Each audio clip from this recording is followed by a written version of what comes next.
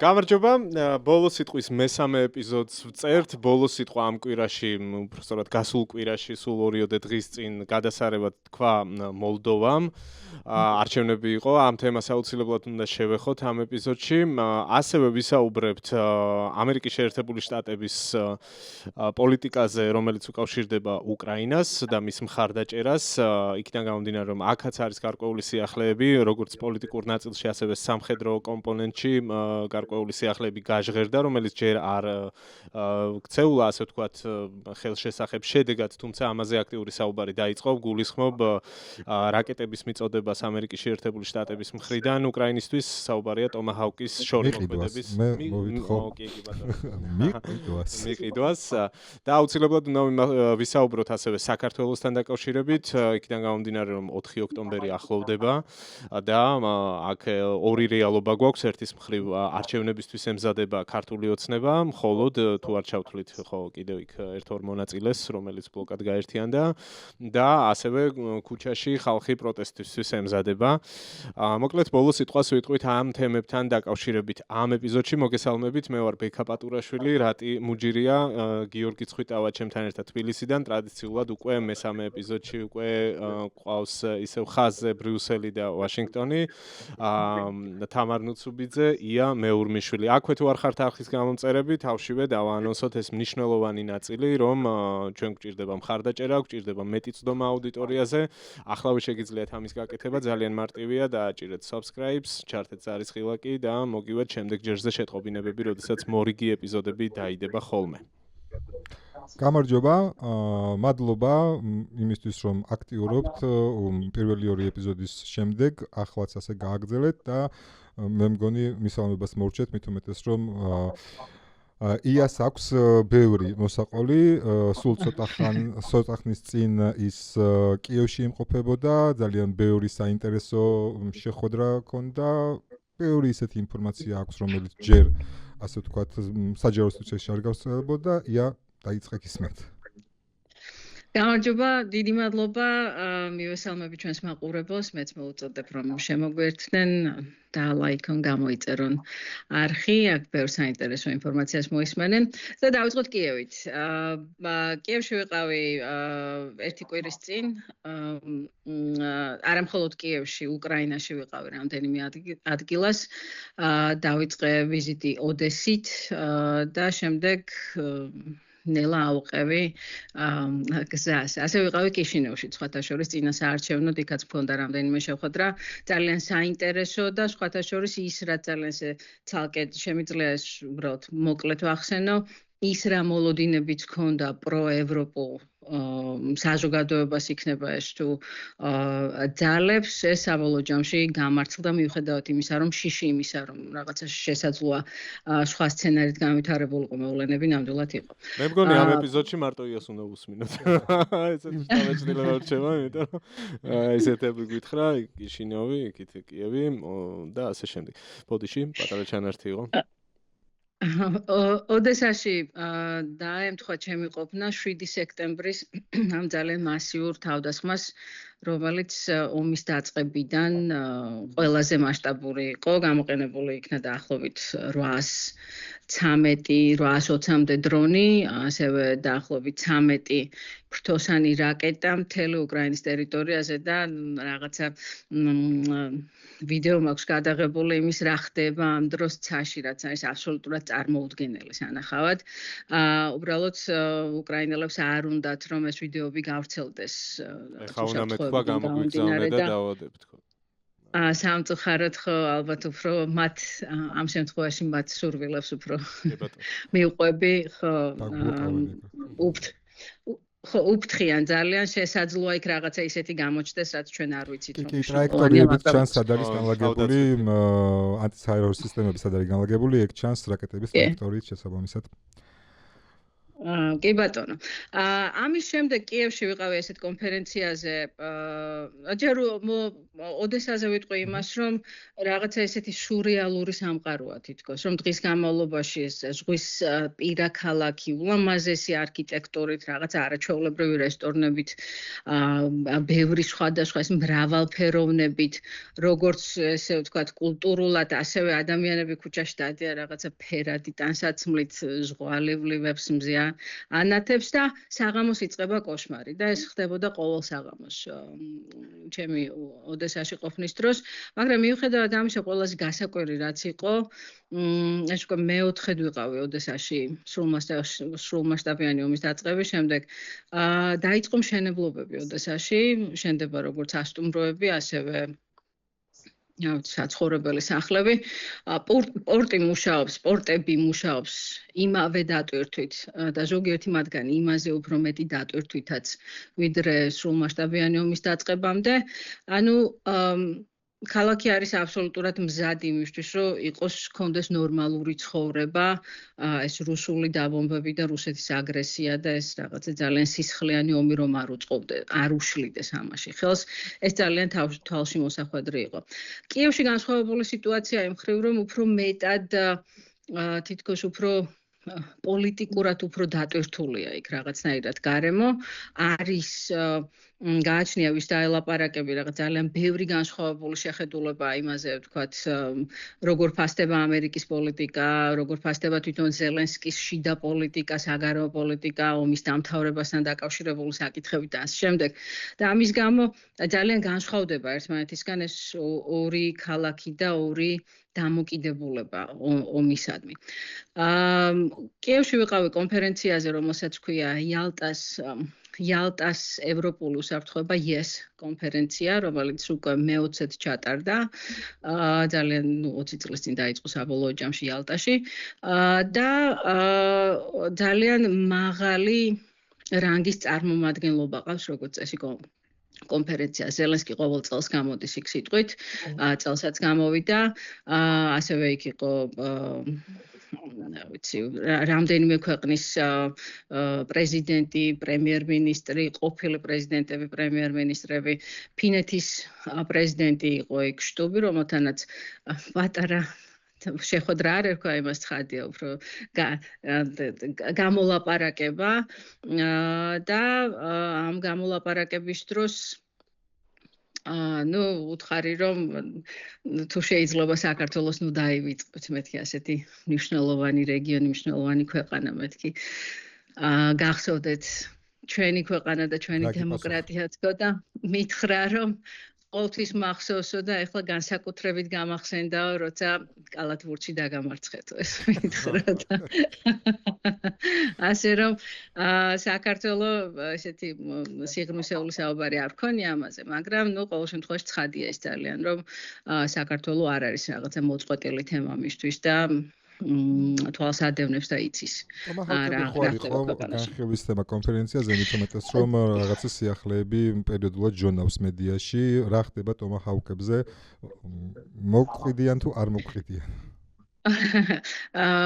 სავარაუდოდ მე მგონია, რომ ტომაჰაკები უკვე არის უკრაინაში, უბრალოდ ამაზე ჯერ არ გაკეთებულა განცხადება. გამომდინარე იქიდან რამდენად აქტიურად და რამდენად ზუსტად შეუძლია უკრაინას ზოგიერთი რუსეთის სიღრმეში ზოგიერთი სამიზნის ამოღება მიზანში. ეს ესეთი მტკიცებულება ამის არ მაქვს და რამდენიმე ექსპერტი საუბრობს იმაზე, რომ შესაძლოა ეს უკვე იყოს ტომაჰაკი თუ არა ატაკამსზე უფრო გრძელი რადიუსის რაიმე სხვა, ან უფრო გრძელ რადიუსიანი ატაკამსი, ვიდრე ჩვენ ვიცით, რომ უკრაინას აქამდე ჰქონდა. საუბარი მაშინ იყო, ეს ხდება და მანამ სანამ გაეროს გენერალური ასამბლეა შეიკრიბებოდა და მოგეხსენებათ, ეს იყო სწორედ ის რაღაც გარდამტეხი დღე, როცა გავიგეთ, რომ ტრამპი უკიდურესად გაბრაზებულია პუტინზე და ზელენსკის მიმართ უდიდესი სითბო გამოხატა იმ დღეს და პოლიტიკის შეცვლაზეც კი ისაუბრა მან.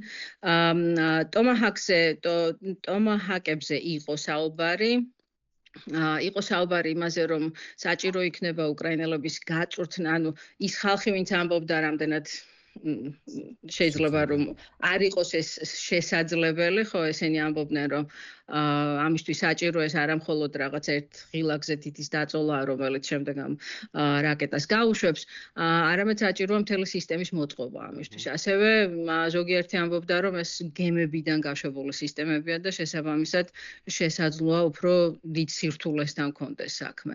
ასევე იყო სხვათა შორის საუბარი, რამდენიმე ადამიანი საუბრობს იმაზე, ხომ არ მივდივართ იქეთკენ, რომ შეერთებულმა შტატებმა ჯასამებიც მისცეს არა, მიყიდოს უკრაინას და ჯასამები გაცილებით უფრო დიდი რადიუსის, უფრო ზუსტი და ამ შემთხვევაში თვითმფრინავით გადატანილი რაკეტებია, რაც მნიშვნელოვნად გაამარტივებს თქვათ ამ ლოგისტიკურ ამბებს. თუმცა ასევე იმასაც ამბობენ, რომ ამისთვის საჭიროა, რომ თვითმფრინავებმა ის F-16-ები, რომლებიც აქვს უკვე უკრაინას, მოხდეს მათი მოდიფიცირება იმისთვის, რომ ამ იარაღის გადატანა შეძლონ. ასე რომ, რა ვიცი, არ ვიცით გადაწყვეტილება მიღებულია თუ არა, ჩემი აზრით არის გადაწყვეტილება მიღებული და უბრალოდ ჯერ ისევ რაღაცნაირად მოლაპარაკების ერთ-ერთი ფაქტორია ეს, რომ თქვათ რუსეთისგან რაღაცა პოზიტიური თუ დაინახა ტრამპმა იტყვის, რომ ოკეი, კაი, მაშინ აღარ მივყიდი, რახან ესე კარგად მოქცევა დაიწყე, მაგრამ ვფიქრობ, რომ გადაწყვეტილება მიღებულია გამომდინარე იმ დონიდან პოლიტიკური შრიდან, საიდანაც მოდის, აი მაგალითად JD Vance-მა თქვა, რომ ამას განვიხილავთ. ასეთი განცხადებები, რა თქმა უნდა, ესე ტყუილად არ კეთდება.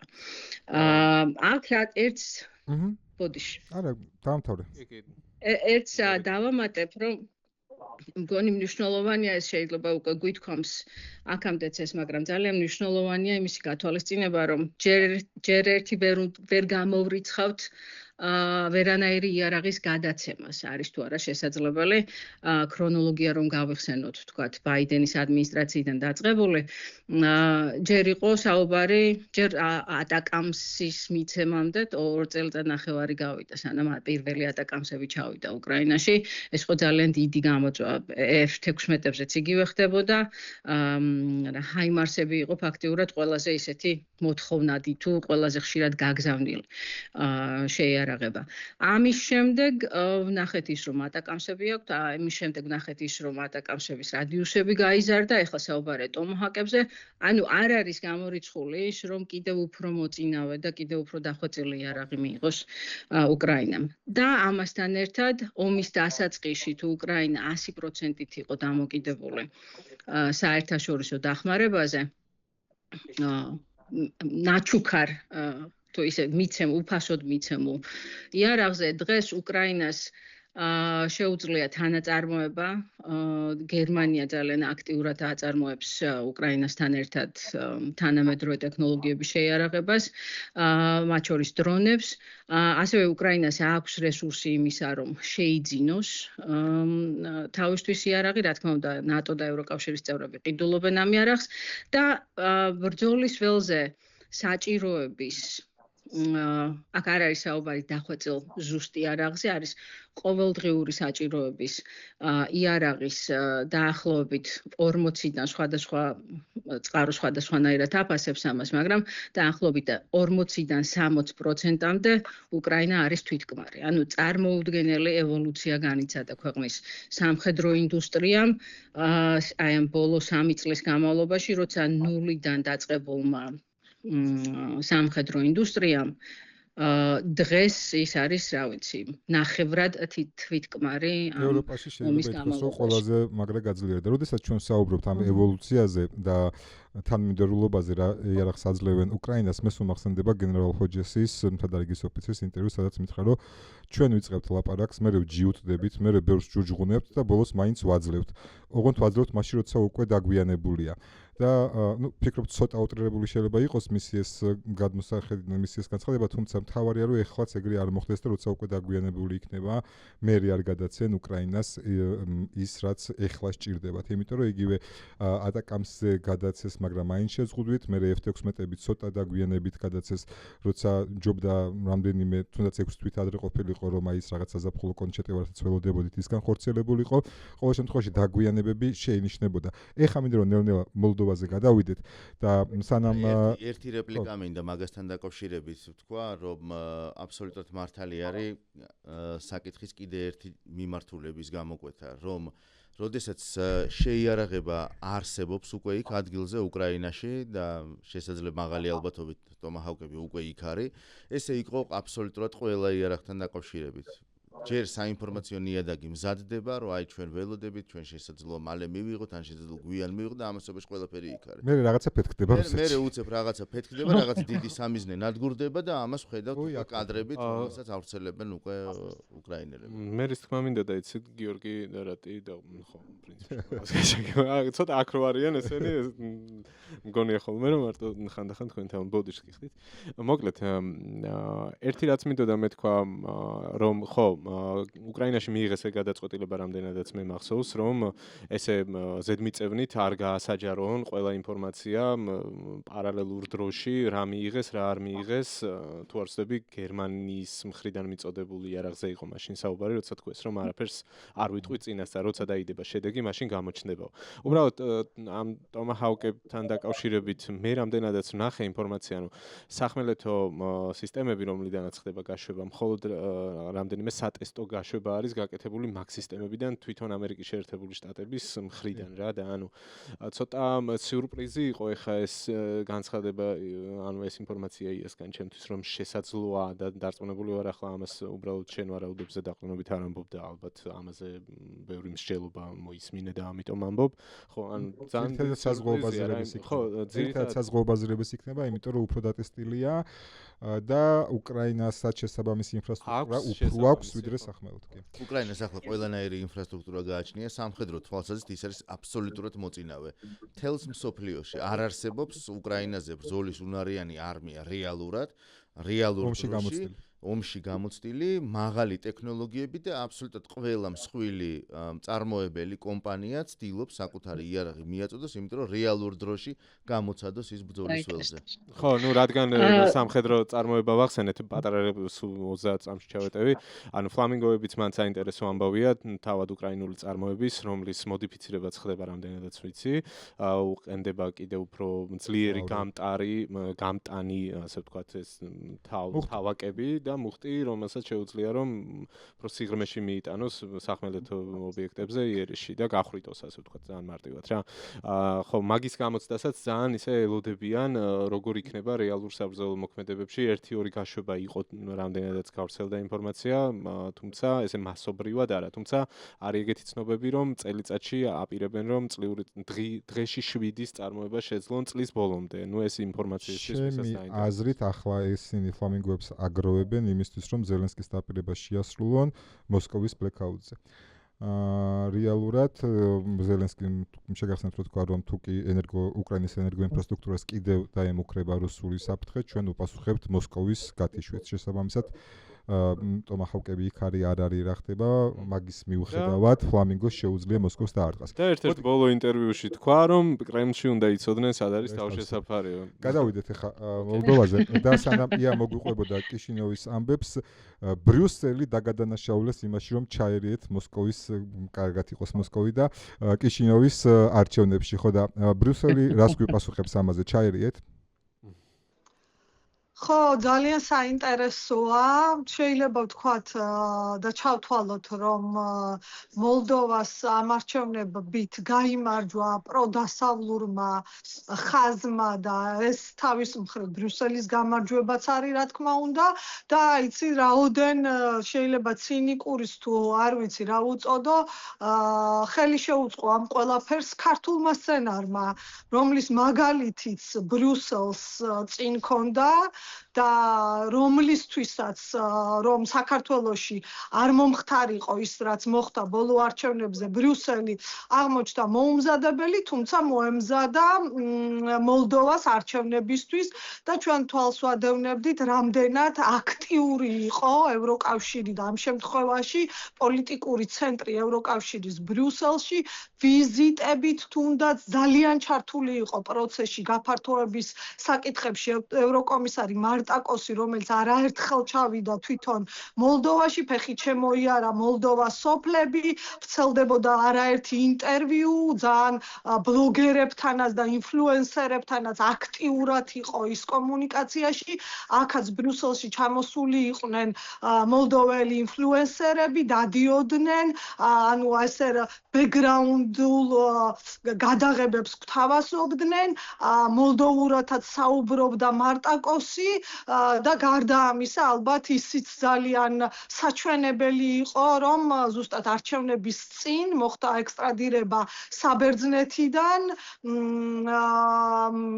გაქცეული კი ესეც რა თქმა უნდა სწორედ აი ამ ძალიან ესეთი დალაგებული სტრატეგიის ერთ-ერთი ალბათ ჯაჭვი იყო და ძალიან კარგად იმუშავა მთლიანად ამ შემთხვევაში ევროკავშირმა ანუ ფაქტობრივად ჩაერია ანუ ფაქტობრივად ჩაერია ხო და აი მაგ ჩარევაზე მინდა გითხრა რატი ანუ ჯერ ერთი მინდა ვთქვა რომ გაოცებული ვიყავი ქართული პროპაგანდისტული მედიის გაშუქებით რამდენად ანუ არ გაეხარდათ და რა ვორდინგით იყო და როგორი შეფუთვით იყო შეფასებული ORT-ს უყურებდი თუ არ დავასახელებ ვერ გაიგებდი შემყოფილ სამსახურზე ხო და აი მაგას ნახე მე სხვათა შორის ხო და აი მინდა ჩემი დაკვირვება შემოგთავაზოთ მე სხვათა შორის ეს დღეები უყურებდი ჯერ თუნდაც სერგეი ლავროვის განცხადება ერთ-ერთში ჯდებოდა აი ამ რაღაც რუსების პროქსების და პრორუსების ნარატივში სერგეი ლავროვის და დღეს უყურებდი გადაცემას იულია ლატინინა და ალექსეი ვენედიქტოვის და მათი გადაცემაზეც გავოგნდი აბსოლუტურად იდენტური ნარატივები თუნდაც ქართულ პროსამთავრობო მედიაში თავად რუსულ ანუ სამთავრობო და დიპლომატებში და ასევე ვითომ რუსულ ვითომ ესეთ რაღაც ობიექტურ ჟურნალისტებში და აი დიდი ხანია არა, ნახე რა ხაზი აქვს, ძალიან კარგად ნამუშევარი ხაზია, რაც სახიფათოა და რამაც შეიძლება მოახდინოს რეალურად გავლენა ადამიანებზე. ნახეთ რას გვთავაზობენ ამ შემთხვევაში, როგორი პოზიციონირება აქვთ, რომ იყო თაღლითობა მოლდოვაში არჩევნებთან დაკავშირებით და რომ მაია სანდუ ფაქტიურად ვენედიქტოვი ამას ამბობდა და ასეთი ხაზი გაზრდევდა ქართულ მედიასაც პროპაგანდისტულს, რომ ფაქტიურად მაია სანდუმ ასე გლობალურად რომ ავიღოთო, იგივე გააკეთა, რაც თუნდაც პუტინი აკეთებს ქვეყნის შიგნით, რომ ოპოზიცია მოხსნა არჩევნებიდან, ბარიერები შეუქმნა და ფაქტიურად არჩევნები არ იყო დემოკრატიულიო. და მაშინ რითი განსხვავდება, ვთქვათ, მაია სანდუ რატომ არის პროდასავლელი და დემოკრატიო და მაშინ პუტინი რატომ არ არისო და ერთის მხრივ აი რომ მოусმინო, შეიძლება ლოგიკაში წაყვე და შენ ვიღაცა მიფიქროს რომ მართლაც რატომ კონტექსტი ხაი ზუსტად რატი კონტექსტი როდესაც თვითონ ვლადიმერ პუტინი ამას აკეთებს ქვეყნის შიგნით იმიტომ რომ შეინარჩუნოს ხელისუფლება და ადამიანები დაღლილი მისი ამდენწლიანი ხელისუფლებისგან სურთ ცვლილებები მაგრამ ის ყველაფერს ახშობს რომ რაღაცა ცვლილება იყოს და გარდა იმისა რომ საკუთარ ქვეყანაში აკეთებს ამას აკეთებს გარშემო ქვეყნებში სადაც კი ხელი მიუწვდება და მაია სანდუ ამ ხრივ იცავდა თავის ქვეყნის უსაფრთხოებას და თავის ქვეყნის მომავალს და ასევე ისიც უნდა გავითვალისწინოთ რომ რუსეთი იყენებს ძალიან კარგად უკვე დატრენინგებულ ამ პროპაგანდას რომლითაც ადამიანებს უქმნის აღქმას რომ ხო აი თქვათ მაია სანდუმ იქ გამოიყენა თაღლითური მეთოდები და დემოკრატია არ იყო და ოპოზიციამ და მეორე ხაზი კიდე ესეთი ჰქონდათ რომ ფაქტიურად იგივე შედეგი დადო ოპოზიციამ და მაია სანდოს პარტიამ 6 თუ 5 მანდატით ნაკლები აიღო წინა არჩევნებთან შედარებით. მოკლედ რომ შევაჯამო, რა თქმა უნდა ეს არის ბრიუსელის გამარჯვება. ჩემი გადმოსახედიდან ეს კარგია, იმიტომ რომ რაღაცა სტრატეგია უკვე შეიძლება რაღაცნაირად ხედავს ბრიუსელი ჰიბრიდულ აი ამ სიტუაციებს როგორ გაუმკლავდეს, იცის რა არის ამისთვის გასაკეთებელი და რა თქმა უნდა მეორეს მხრივ ის რაც მოხდა მოლდოვაში შესაძლოა იყოს ინსპირაციაც სხვა ქვეყნებისთვის და რა თქმა უნდა ეს გვაჩვენებს რომ რუსეთის და პუტინის გავლენა ნელ-ნელა მაინც მცირდება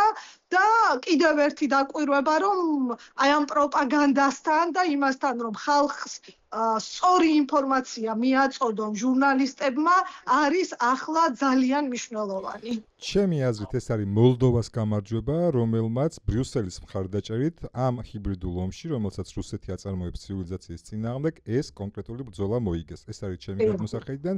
გარდა ამისა, ჩემთვის რაც საინტერესო იყო, პრინციპში ბოლოს აღარ შემიხედავს საბოლოო შედეგებისთვის, მაგრამ სანამდეც ვაკვირდებოდი, აქ ჩემთვის მნიშვნელოვანი რა იყო წინა საპრეზიდენტო არჩევნებისგან განსხვავებით, თუ კი მაია სანდომ პირდაპირ მნიშვნელობით მხოლოდ ემიგრანტების მხარდაჭერით შეძლო გამარჯვება. ამ შემთხვევაში მოლდოვას შიგნითაც შეძლებდა მოეგო კოალიციურად, ასე ვთქვათ. ანუ აქ ის იყო რომ კი ემიგრანტების ხმება გაამყარა მისი მოგება, თუმცა ამ არჩევნებზე წინასგან განსხვავებით შეძლებდა რომ კოალიციურად პროდასავლელებს მოეგოთ. და შესაბამისად ეხა იასთან მინდა თუ თქვენ არ გაქვთ რამე დასამატებელი, იასთან მინდა ვიკითხო კიშინოვში ყოფნის დროს როგორი იყო განწყობები, იმიტომ რომ ჩვენ ვიცით რომ ზოგადად მოლდოვაში პრორუსული განწყობები საკმაოდ აქტიურია და არ არის ასე ვთქვათ მაინც და მაინც მეორე პლანზე. ძალიან ესეთი შერეული განცდა მქონდა მაგასთან დაკავშირებით. რამდენჯერმე მომიწია ტაქსის სარგებლობა და რა ვიცი ძალიან გამიკვირდა ის რომ დიდი უმრავლესობა ამ ტაქსის მძღოლების იყვნენ საკმაოდ პრორუსულად განწყობილები. მაგრამ მე სხვა კატეგორიას რომ ხვდები ადამი კატეგორიას თუ რა ვიცი საზოგადოების სხვა ნაწილს რო ხვდები, იქ განსხვავებული იყო ძალიან შეხედულება. ახალგაზრდები, რა ვიცი, ჩემი აზრით ძალიან პროევროპულად არიან განწყობილი. ახალგაზრდების ერთ ჯგუფთან მქონდა შეხვედრა და რა ვიცი, ვერანაირად ვერ განასხვავებ ნებისმიერი ევროპული ქვეყნის ახალგაზრდებისგან. მათ ძალიან ისე მიზანმიმართულად მიდიან დასავლური ღირებულებებისკენ და უნდათ იქით წასვლა. ძალიან საინტერესო იყო როგორ უყურებენ ტრანსნისტრიას, ჩემი აზრით, ეს არჩევნები მოლდოვას სამომავლო განვითარებისთვის, რა თქმა უნდა, უკიდურესად მნიშვნელოვანია, მაგრამ ასევე მნიშვნელოვანია გამომდინარე იქიდან, როგორ გააგრძელებენ ურთიერთობას აი ამ სეპარატისტულ რეგიონთან საკუთარ. ძალიან დიდი სურვილი აქვთ მათ, რომ ის ელექტროსადგური, რომელიც ახლა ტრანსნისტრიაში მდებარეობს და რომლისგანაც ელექტროენერგიას მოლდოვაც იღებს ნაწილობრივ, გადმოვიდეს მოლდოვას დაქვემდებარებაში. ანუ ეს რაღაცა ერთი ეკონომიკური თვალსაზრისით, როგორც ეკონომიკური, ასე შიდა პოლიტიკური თვალსაზრისით, მათთვის ერთ-ერთი ძალიან დიდი მისია თუ დიდი მიზანია. უნდა შევხედოთ და ვნახოთ გამოვა თუ არა, როგორ განვითარდება ზოგადად მოყვება თუ არა ამ არჩევნებს რაღაცა დესტრუქციული ნაბიჯები რუსეთისგან, თქვათ რაღაცა ორგანიზებული დემონსტრაციები, თუმცა ეს ორგანიზებული დემონსტრაციები არჩევნების შედეგების არჩევნების მეორე დღეს დაანონსებული იყო პრორუსული ძალების დემონსტრაცია და ყოველ შემთხვევაში იმ კონკრეტულ დემონსტრაციაზე სულ ათობით ადამიანი მივიდა. სულ ეს იყო ის უკმაყოფილება, რაც გამოხატეს ესეთი არჩევნების შედეგების მიმართ კიშინევში. თუმცა რა თქმა უნდა განსხვავებული სიტუაცია რეგიონებში, განსაკუთრებით უმცირესობების რეგიონებში მოლდოვაში ცოტათი იქ იგრძნობა, რომ რაღაცა ეს უმცირესობათა დამოკიდებულება პოლიტიკური ელიტის მიმართ თუ მმართველი გუნდის მიმართ არც ისე კეთილგანწყობით არის ესა ახსავს ეს პარტიულად რო თქვა. ეთნიკურ უმცირესობებზეა საუბარი, ესო დავაზუსტოთ. ეთნიკურ, კი, უკაცრავად, ეთნიკურ უმცირესობებზე. და ეს ყველაზე ესეთი რა თქმა უნდა, ეს ევროპისკენ გადადგმული ნაბიჯი უდიდესი ეს არის ასეთ დროს მოლდოვასთვის უდიდესი წინ გადადგმული ნაბიჯია, მაგრამ უნდა დავაკვირდეთ და ვნახოთ რა გავლენას იქონიებს ეს არჩევნები ტრანსნისტრიასთან დაკავშირებით ასევე. ჩემთვის ერთ-ერთი ყველა საინტერესო თემა ეს იქნება არჩევნების მე. ფათაშორის ჩემი კოლეგები ბრიუსელში, მოლდოველი კოლეგები გაოცებული იყვნენ და მეუბნებოდნენ, რომ არ ელოდნენ ტრანსნისტრიაშიც ასეთ მხარდაჭერას მაია სანდუს პარტიის მიმართ.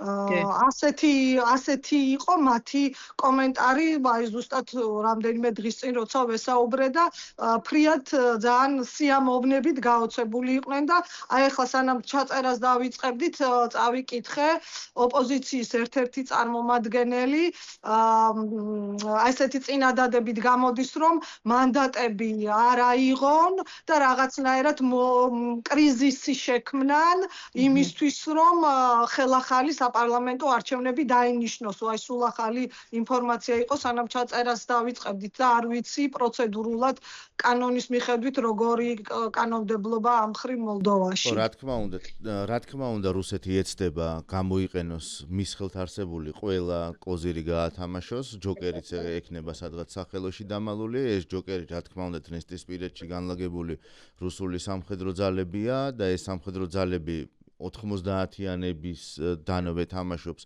ძალიან დესტრუქციულ როლს ცხადია, არ დაგვავიწყდეს ორი რაღაცა, ხო? ანუ მოლდოვა რატო არის ჩვენთვის საინტერესო, ჯერ ერთი იმიტომ რომ პოსტსაბჭოთა სივრცეა, მეორე სულ რაღაც ორი მეზობელი ყავს, რუმინეთი და უკრაინა და აქაც უკრაინელენოვანები არიან, რუმინელენოვანები არიან, კონფლიქტი ეთნიკურ ნიადაგზე დაიწყო 90-იანებში ისევე როგორც ჩვენთან და მაშინაც იყო თითქოს გარკვეული შიშები, რომ დასავლეთისკენ წასულიყო, რუსეთი ცდილობდა რომ ეს არ გაეშვათ და შესაბამისად მოხდა გაყოფა, თუმცა საქართველოსგან განსხვავებით მალევე გაიყინა ეს კონფლიქტი და იმ დონემდეც კი მივიდა საბოლოო ჯამში, რომ ფეხბურთში ეროვნული ჩემპიონატები ტარდება, სადაც ეს გუნდები ჩადიან კიდევაც დნესტრისპირეთში და იქიდან პირიქით ჩადიან ხოლმე უკან. რაც არის საინტერესო დეტალი ერთი, იქ დნესტრისპირეთში არის უზარმაზარი, მე მგონი პოსტსაბჭოთა სივრცეში ყველაზე დიდი სამხედრო საწყობი რუსების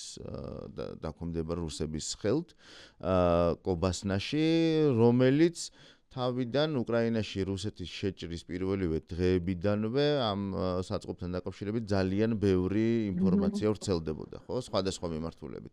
იქნებოდა ეს სამიზნე, იქნებოდა აქედან რაღაც მოსალოდნელი გარკვეული დარტყმა თუ ასე შემდეგ.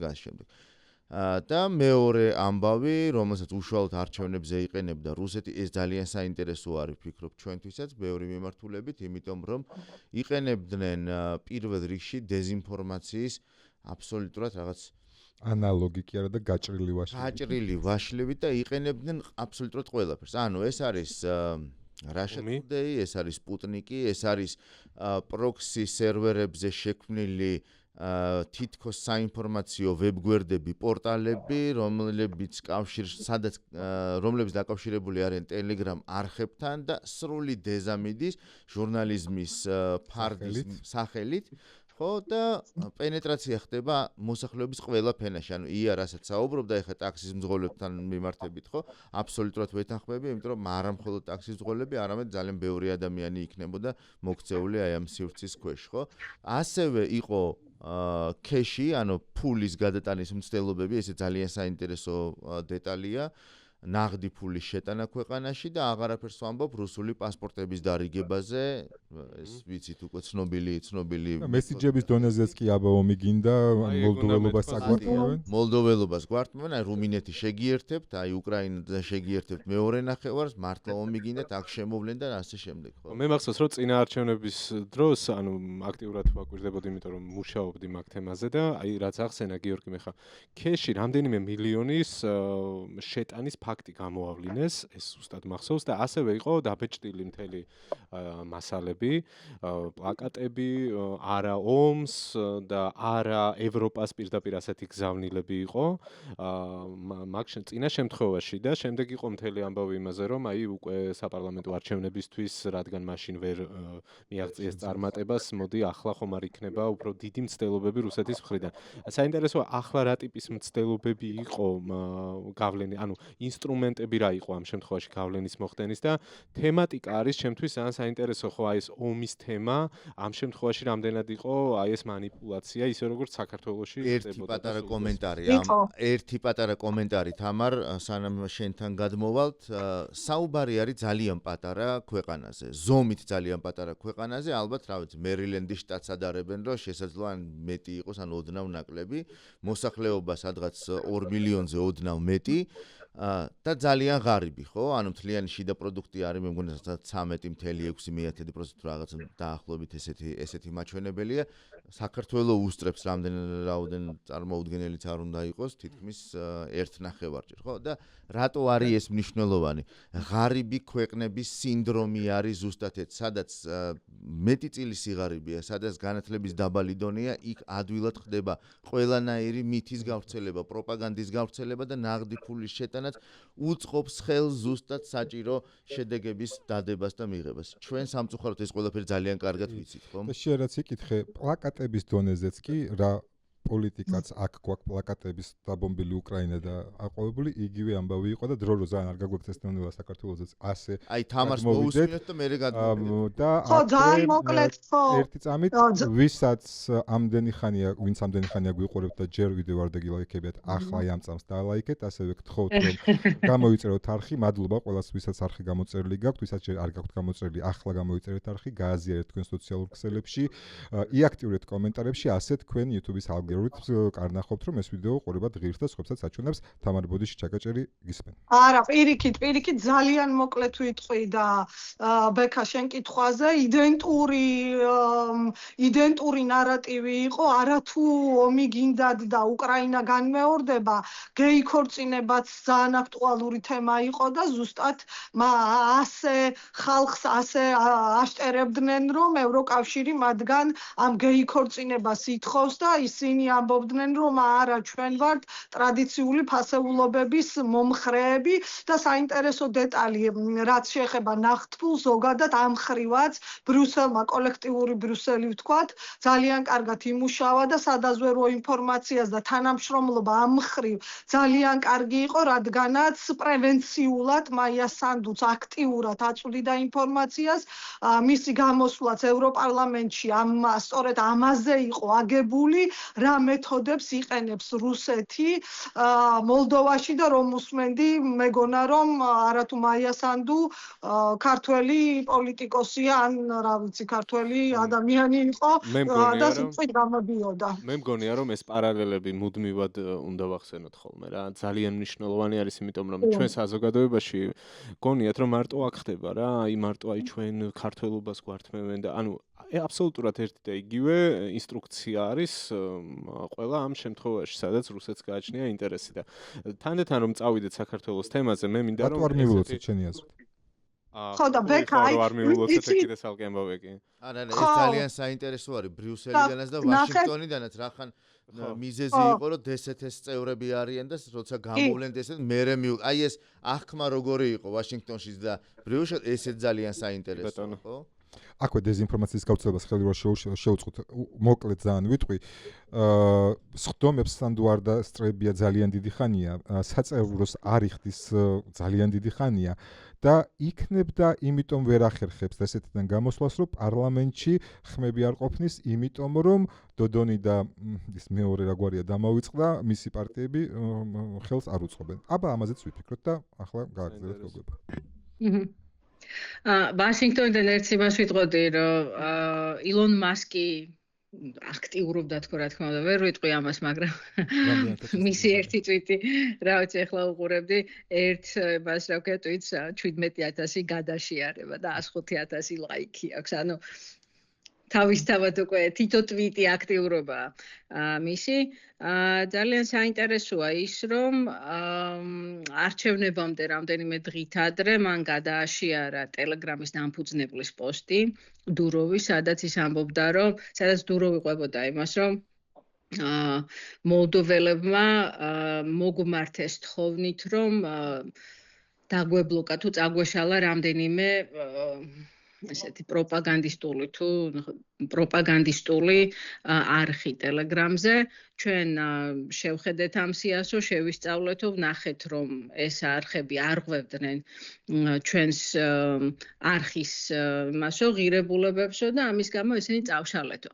მაგრამ ამის შემდეგო ფრანგებმა და მოლდოველებმა დამატებითი სია გამომიგზავნესო და ასევე მითხრესო, რომ მაშინ საფრანგეთთან არ იყო მისი საფრანგეთთან ესეთი ლეგალური გამოწვევები მქონდაო და ფაქტიურად საფრანგეთის დაზვერვა მითხრაო, რომ თუ ამებს ამ ანგარიშებს წაშლე, მაშინ შეიძლება ჩვენს სიტუაციაში საქმე გაგიმარტივდესო და მე ამაზე ვთქვი უარიო.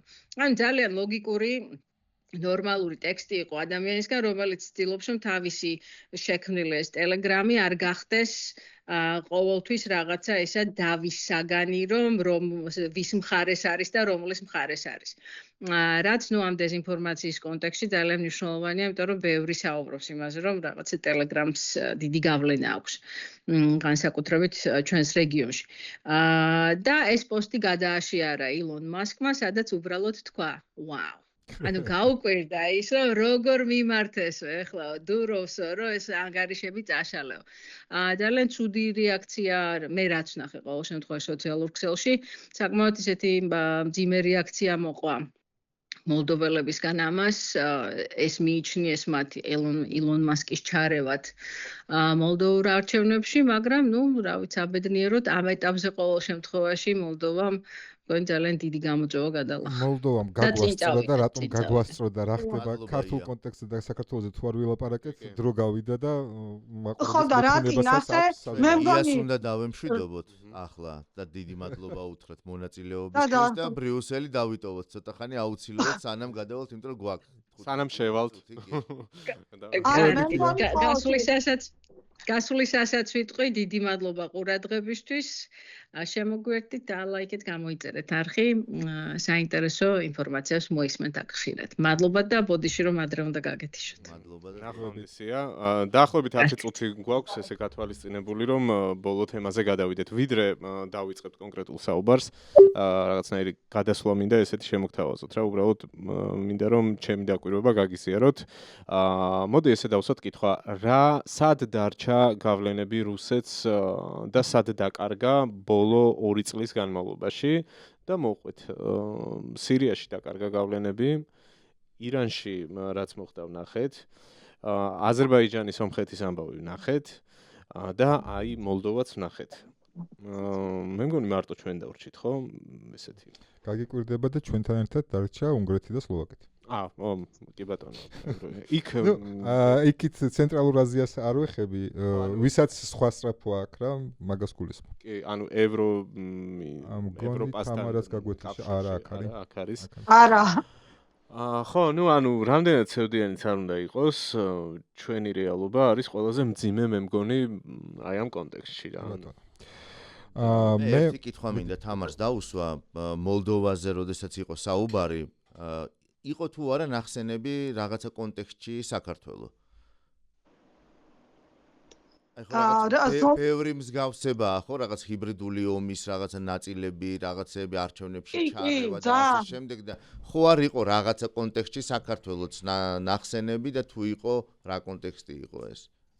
კი, ამაზე აი ის ჩვენ წინა ეპიზოდში რაზეც ვისაუბრეთ, ქართული სცენარი, ამაზე მუდმივად არის საუბარი თვითონ მოლდოველების მხრიდანაც და როგორც თქვი, მე მგონი სწორედ ამ სცენარის გათვალისწინებით ძალიან ბევრი რამ გაითვალისწინეს წინს სწრებად, როგორც თავად მოლდოვამ, ევროკავშირმაც და აი გიორგი, მე მგონი ძალიან კარგი ხიდი კეთდება იმ თემაზე, რითიც უნდა დავასრულოთ დღევანდელი ეპიზოდი, სწორედ მოლდოვას მოლდოვასთან დაკავშირებით ჩვენმა იმ მაყურებელმა და არა მარტო რომ დაუსვას თავიანთ თავს კითხვა, რომ კარგი ჩვენთან ქართული ოცნება იძახის, რომ მშვიდობა და მშვიდობის ფასად ყველაფერზე არიან წამსვლელი.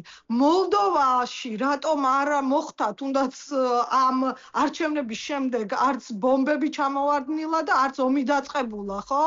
და სწორედ ევროკავშირის დახმარებით და გვერდზე დგომით მოლდოვა გადის ამ გზას და პრინციპში უკვე გარანტირებული აქვთ მათ ევროკავშირის წევრობა და ასე ზუსტად ასეთი განცხადებები გაკეთდა ამ არჩევნების შემდეგ, რომ მოლდოვამ ეს ტესტი გაიარა და ადგილიც აქვს ფაქტიურად ამ ოჯახში განაღდებული და მაშინ რაღაც სხვას უყურებთ, შევხედოთ ზუსტად მაგალითს, რომელიც ძალიან დაახლოებული და ძალიან მსგავსია და საერთოდ უკრაინის გარდა სად ჩამოვარდა ბომბი და სად დაიწყო ომი, მართლა ძალიან საინტერესოა. და ეგეც რუსეთმა დაიწყო, ხო, რუსეთი შეიჭრა. და როცა ვიკითხეთ, რომ რატომ არ მიულოცეს, ვიკითხე. კი, ეს ესეთი უბრალოდ სათქმელი იყო, თორე ჩემი აზრით, რატომაც არ მიულოცეს და რატომაც საერთოდ ვერ იტანენ მოლდოვას, არის რამდენიმე გარემოება რა. პირველი იდენტური სიტუაცია გვაქვს რა. ორი ოკუპირებული ტერიტორია აქვს და დინასტიის პრეზიდენტზე ვლაპარაკობთ და გაგაუზია გვავიწყდება. კიდე ერთი ეგეთი ანკლავი იქ. ხო, ორი გარდა ამისა, საფრთხე და ინტერესი რუსეთის. ჩვენთანაც აქვს, იმათთანაც აქვს. და რაც ყველაზე მთავარია, ომის დაწყების მომენტში ჩვენ მოლდოვას ძალიან ბევრი რამით უსწრებდით ინტეგრაციის გზაზე. მე მჯერა რომ ახლაც ინსტიტუციურად ვუსწრებთ ბევრ რამეში და ვერაფრით ვერ ხვდებიან იმათ რატომ აქვთ წინსვლა და ჩვენ რატომ არ აგვაქვს წინსვლა. და იმას ვერ აანალიზებ, რომ ძალიან მარტივი ამბავია, როდესაც ამდენი წელი ემზადები, რომ პოლიტიკური გადაწყვეტილება უნდა მიიღონ, რომ შენ რაღაცა კლუბში გაგაწევრიანონ, ამისთვის ყველა ნაბიჯს დგამ, ყველა პირობას ასრულებ და აი როდესაც ეს კლუბი გეუბნება, რომ ეგ არის გაიხსნა შესაძლებლობების ფანჯარა და ახლა შეგიძლია შემოხვიდე და უცბად იწყებ მათ ლანძღვას. იწყებ აბსოლუტურად მათ საწინააღმდეგო პოლიტიკის გატარებას და მერე გიკვირს, რომ კაცო, რატო გამასწრო მოლდოვამ? იმიტომ გაგასწრო, რომ იმან დაიწყო შესრულება და შენ უკუსვა დაიწყე. ამასობაში დაგეწია, გაგასწრო ინტეგრაციის გზაზე და შეგასწრებს კიდევაც ევროკავშირში. და მერე გაგიკვირდება, რომ უსამართლო არ გვექცევიან უსამართლოდ, როცა შენ უნდა მიგეღო და გადაგედგე შესაბამისი ნაბიჯები, მაშინ არ გადადგი და მაგით გაგასწრო. საბოტაჟი დაიწყე. და ვინც გეხმარებოდა და რომელ კლუბში შესვლაც გინდა, იმ კლუბს დაუწყე ლანძღვა და რანაირად. ამიტომ ვერ იტანენ რომ იქაც რაც შენ თქვი თამარა რომ ომი ანუ პირდაპირ უკრაინას ესაზღვრებიან. აი ზუსტად ეს ძალიან მნიშვნელოვანი საკითხია. ერთი რაკეტა არ ჩავარდნილა. საზღვარი ჩვენგან მოლდოვას აქვს უკრაინასთან, რომლის ტერიტორია ყოველ ცისმარე დღეს იბომბება რუსეთის ფედერაციის მიერ. საქართველოს სახელმწიფო საზღვრის დაახლოებით 900 კილომეტრამდე აქ რუსეთის ფედერაციასთან, რომელიც არის აგრესორი, რომელსაც აქვს დაკავებული საქართველოს ტერიტორიები, მათ შორის სახელმწიფო საზღვრის ბევრი მონაკვეთი. პრაქტიკულად ყველა სტრატეგიული სიმაღლე, ხო? პრაქტიკულად.